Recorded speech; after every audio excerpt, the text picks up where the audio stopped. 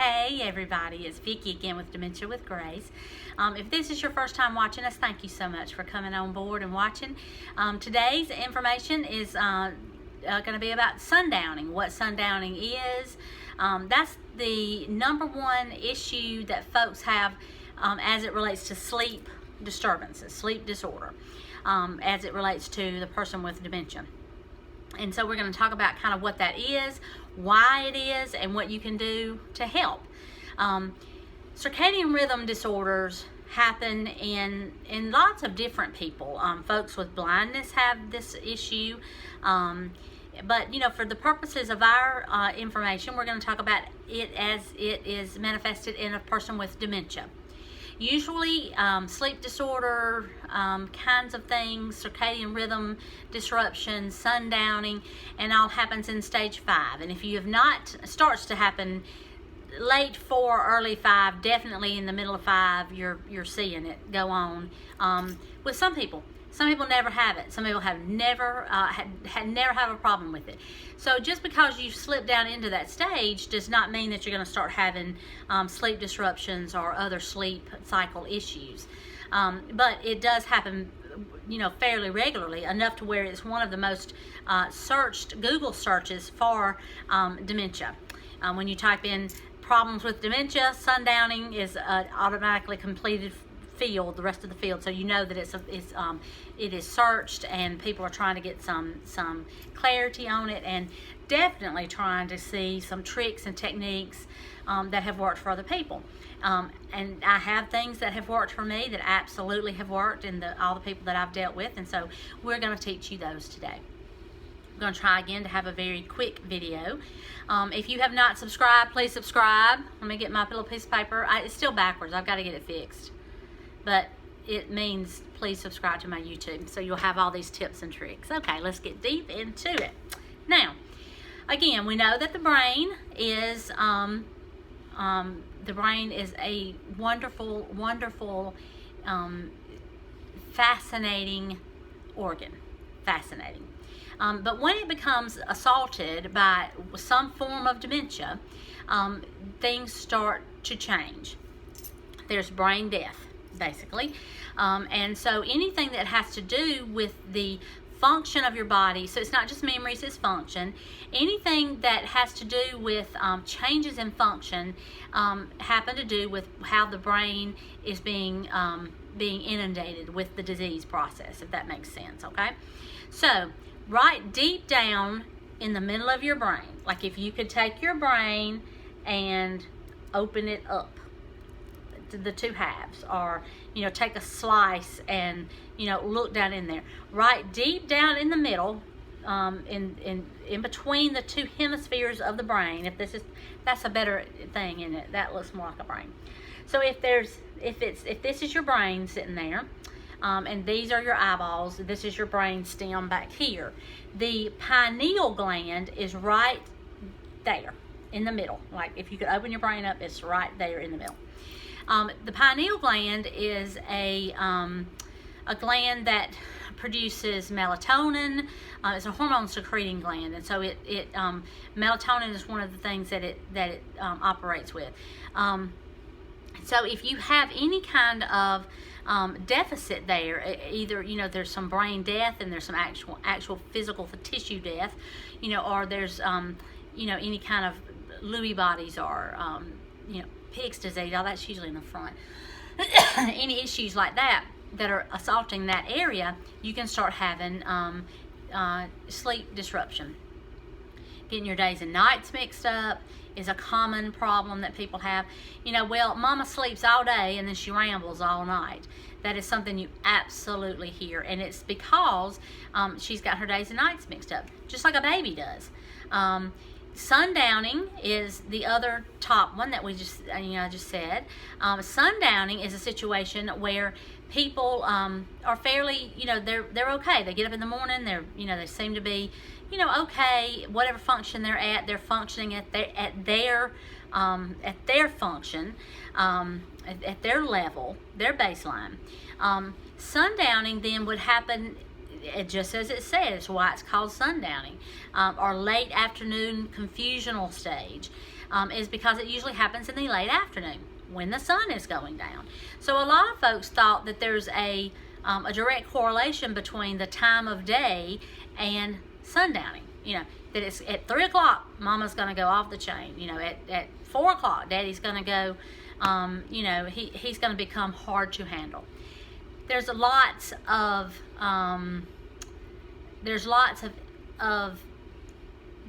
reasons for that. I mean, yes, it absolutely is the fact that your days and nights can get messed up, but it's also because you've been awake all day.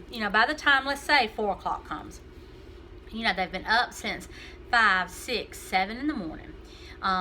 Your brain, when it is dying, is constantly readjusting, recalculating, trying to make chaos make sense, order out of chaos. They're constantly, it's almost like it's constantly on, trying to remember what to do next. What did I do? Who is that person? Who are they to me? Why am I here? I don't recognize this place. All the things that we absolutely take for granted in the course of our day, all of that runs in the background. Let's say if that's in a computer program, all that's running in the background. Where you are, what you're supposed to do next, what you just did, what's for supper, or looking forward to watching the national championship on TV tonight. All of those things run in the background of in a healthy brain, because we don't have to think about that. Lunch comes after breakfast. You get it. All of those things.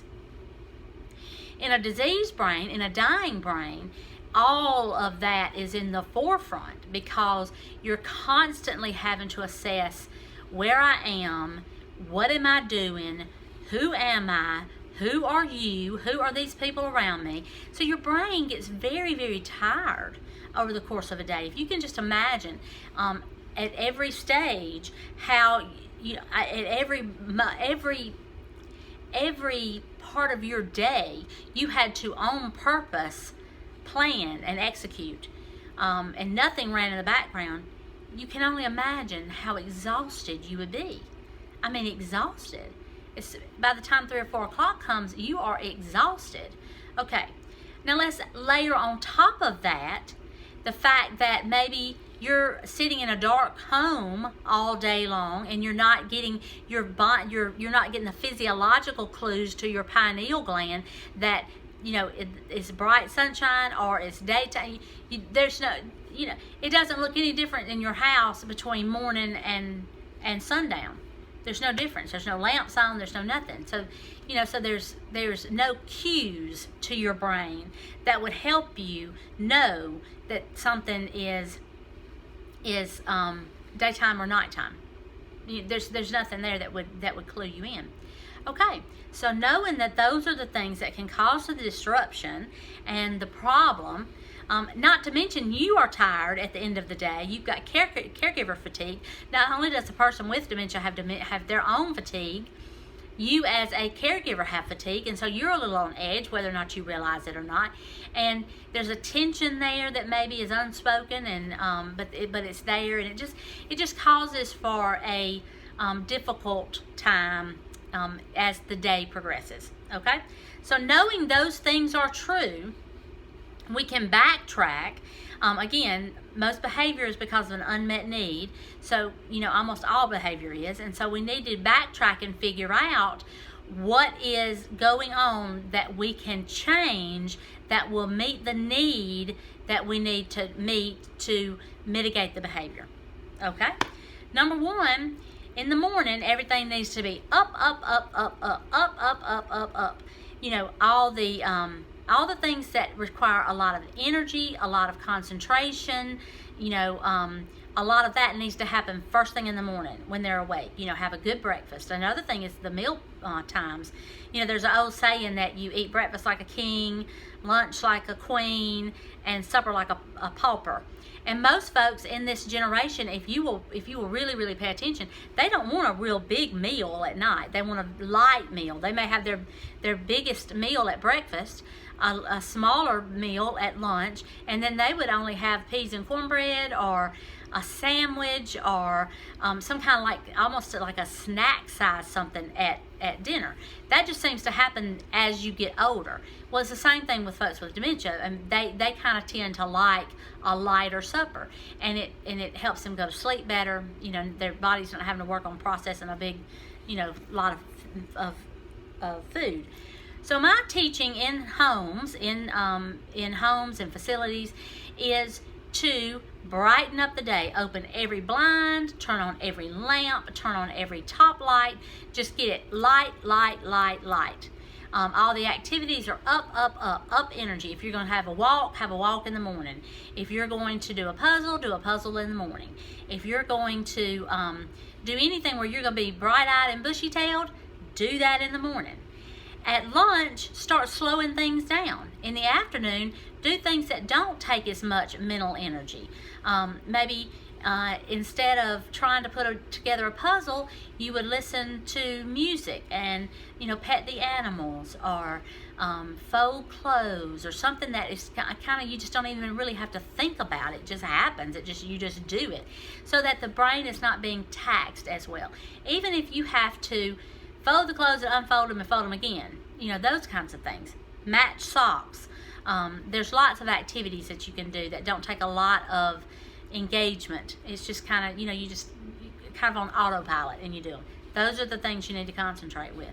After lunch, maybe start turning the blades of the mini blinds down to where you're not getting full sun, you're getting light sun. So you're mimicking the day, how the day goes on. And certainly by night, you've got, you know, maybe all the overhead lights off and just the lamps. You know, the blinds are closed. You totally see that it's dark, and you have usually some kind of bedtime ritual. We will talk about that when we talk about routines, but it's very, you need to understand that now, that if you can have a bedtime ritual, like for me, I take a shower in the morning to get ready for the day. I take a bath at night, because to me a bath just kind of ends my day. It's just, that's my routine. I take a bath, I have a cup of hot cocoa, I read a magazine, and I go to bed. And I usually get in the bed, I read a little bit, turn off the lamp, go to sleep. I mean, that is my routine. So if you have a routine that sets you up for bedtime, that's ideal.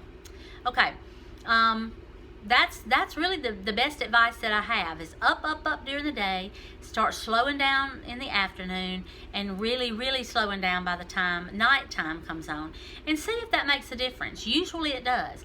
Getting bright sunshine in the morning, getting a breath of fresh air, walking outside, doing all your activities in the morning, all that, and then slowing down as night comes, and see if that doesn't make a difference for you.